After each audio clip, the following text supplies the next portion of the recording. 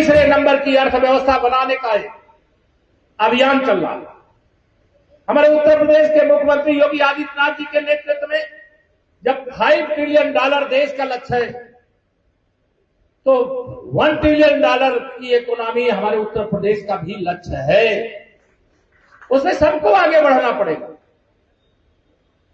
मैं जानता हूं, जब से माननीय प्रधानमंत्री जी ने आत्मनिर्भर भारत का आह्वान किया, स्वदेशी का आह्वान किया, बहुत सारे हमारे जो गांव के अंदर, शहरों के अंदर ऐसे गरीब परिवार थे जो अनेक प्रकार के सामानों का निर्माण करके अपनी रोजी रोटी चलाते थे, वो बंद कर दिए थे। लेकिन उसमें एक पुनर्जागरण हुआ। चाहे खादी ले लो, चाहे मिट्टी के बर्तन ले लो, चाहे लकड़ियों के सामान ले लो, उसके लिए प्रधानमंत्री विश्वकर्मा योजना जैसी अनेक योजनाओं को लॉन्च करने का काम। लोकसभा चुनावों में उत्तर प्रदेश में भारतीय जनता पार्टी की सीटें क्या कम हो गई कि यहां पर संगठन और सरकार के बीच तनातनी का सिलसिला थमने का नाम नहीं ले रहा है। भाजपा के हार के कारणों की समीक्षा में ये बात उभर कर सामने आई थी कि संगठन के लोगों की सरकार में सुनवाई नहीं होती है, जिसकी वजह से कार्यकर्ता नाराज हो गए, जिसका असर ये हुआ कि सूबे में भाजपा की सीटें लगभग आधी हो गई। 2019 के लोकसभा चुनाव में भाजपा को कुल 62 सीटों पर जीत मिली थी, लेकिन अब की बार सीटें कम होकर 33 हो गई। इससे भाजपा नेताओं को मुख्यमंत्री योगी पर हमला करने का मौका मिल गया। 2017 के चुनावों में केशव प्रसाद मौर्य के नेतृत्व में विधानसभा का चुनाव लड़ा गया था, लेकिन जब मुख्यमंत्री बनाने की बारी आई तो उन्हें दरकिनार करके योगी आदित्यनाथ को सीएम बना दिया गया। इसकी टीस केशव प्रसाद मौर्य को मौका मिलने पर झकझोर करके रख देती है। 2022 के विधानसभा चुनावों में केशव प्रसाद मौर्य चुनाव हार गए तो उनकी खींच जरूर थोड़ी कम होती हुई दिखाई दी, लेकिन अब की बार के चुनावों में मिली हार के बाद केशव प्रसाद मौर्य मुखर हो गए और गाहे बगाहे अंदर ही अंदर योगी के विरोध में उतर आए। उनकी बैठकों में शामिल ना होकर और दूसरे सहयोगी दलों के पिछड़े वर्ग के नेताओं के साथ बैठकें करके अपना विरोध जताने की कोशिश में जुट गए। दरअसल यूपी की हार से केंद्रीय नेतृत्व भी योगी से नाराज नजर आने लगा, जिससे केशव प्रसाद मौर्य दिल्ली पहुंचकर मौके का फायदा उठाने की कोशिश में लग गए। लेकिन आरएसएस की दखल के बाद मामला थोड़ा शांत पड़ता दिखाई दिया, जिसके बाद सूबे में डैमेज कंट्रोल की कोशिशें हुई। इसके बाद ये तय हो गया कि योगी को हटाने की भूल भाजपा नहीं कर सकती है। योगी को हटाने से राज्य में भाजपा के लिए मुश्किलें खड़ी हो सकती हैं। लेकिन केशव प्रसाद मौर्य के साथ राज्य के दूसरे डिप्टी सीएम ब्रजेश पाठक ही योगी की बैठकों से दूरी बनाने लगे।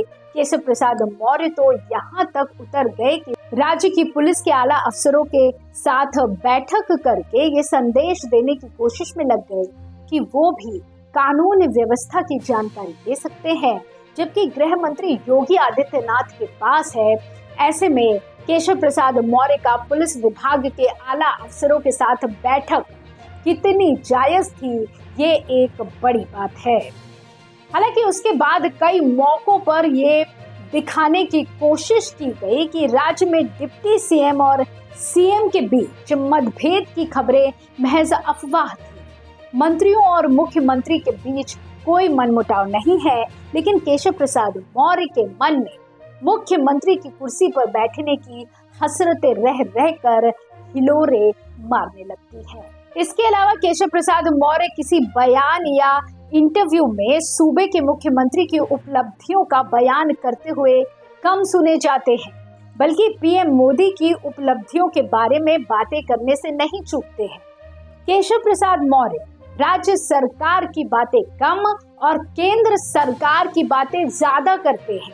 इसकी वजह यह है कि वे अभी भी यूपी के मुख्यमंत्री बनने का सपना संजोए हुए हैं। फिलहाल केशव प्रसाद मौर्य एक बार फिर दिल्ली पहुंचे हैं। ऐसे में ये कयास लगाए जा रहे हैं कि वे केंद्रीय नेतृत्व से मिलकर अपनी बात रखने के लिए पहुंचे हैं। वहीं कुछ लोगों का ये भी मानना है कि भाजपा संगठन में बदलाव करने वाली है, जिसके लिए उन्हें दिल्ली तलब किया गया है। ऐसे में ये भी हो सकता है कि केशव प्रसाद मौर्य की नाराजगी को दूर करने के लिए पार्टी उन्हें संगठन में कोई बड़ा ओहदा दे सकती है। राज्य में अभी 10 सीटों पर विधानसभा उपचुनाव होने हैं। ये चुनाव भाजपा के नाक का सवाल बन गया है। वैसे तो किसी भी उपचुनाव को सरकार का चुनाव माना जाता रहा है, लेकिन राज्य में इंडिया गठबंधन की सक्रियता और उनकी तैयारियों ने भाजपा के सामने ऐसी स्थिति बना दी है कि बिना पूरी तैयारी के चुनाव में उतरा गया तो चुनाव के नतीजे अच्छे नहीं हो। इसके लिए राज्य संगठन की तरफ से सूबे के सीएम योगी समेत 4 मंत्रियों को 2-2 सीटों का प्रभार सौंपा गया है। ये इन लोगों की जिम्मेदारी है कि जो जहां का प्रभारी है वो उन सीटों पर भाजपा प्रत्याशियों की जीत के लिए जमीन तैयार करे। केशव प्रसाद मौर्य को भी 2 सीटें फूलपुर और मंझवा सीट की जिम्मेदारी मिली है। फूलपुर वो सीट है जहां से केशव प्रसाद मौर्य सांसद रह चुके हैं। केशव प्रसाद मौर्य इस सीट से सांसद उस समय चुने गए थे जब वे राज्य भाजपा के अध्यक्ष थे, लेकिन उसके बाद से गंगा में बहुत पानी बह चुका है। वहीं राज्य के मुख्यमंत्री योगी के पास 2 विधानसभा सीटें हैं, जिसमें से एक मिल्कीपुर है और दूसरी कटहरी है। मिल्कीपुर सीट वो सीट है जहां से अवधेश प्रसाद विधायक थे, जो इस समय फैजाबाद लोकसभा सीट से सांसद चुने गए हैं। इस सीट को भाजपा किसी भी कीमत पर जीतने का प्रयास कर रही है, ताकि ये लोगों में संदेश दिया जा सके कि अयोध्या राम भक्तों की नगरी है और यहाँ के लोग भाजपा को ही चाहते हैं। उधर भाजपा की नजरें अखिलेश यादव द्वारा खाली की गई सीट पर भी लगी है। मैनपुरी विधानसभा सीट और सीसामऊ विधानसभा सीट दोनों की जिम्मेदारी ब्रजेश पाठक के पास है। कन्नौज से सांसद चुने जाने के बाद अखिलेश यादव ने मैनपुरी सीट से इस्तीफा दे दिया, जिसके बाद ये सीट खाली हुई है। भाजपा इस सीट पर भी समीकरण बैठा रही है। वो किसी भी कीमत पर सपा को वॉक ओवर देने के मूड में नहीं दिखाई दे रही है। गौरतलब है कि भाजपा द्वारा की जा रही कोशिशें कितनी कामयाब होगी ये तो वक्त ही बताएगा, क्योंकि यूपी में इस समय समाजवादी पार्टी और कांग्रेस गठबंधन काफी मजबूत स्थिति में है। इन दोनों दलों के नेता आम जन से जुड़े हुए मुद्दों पर काम कर रहे हैं।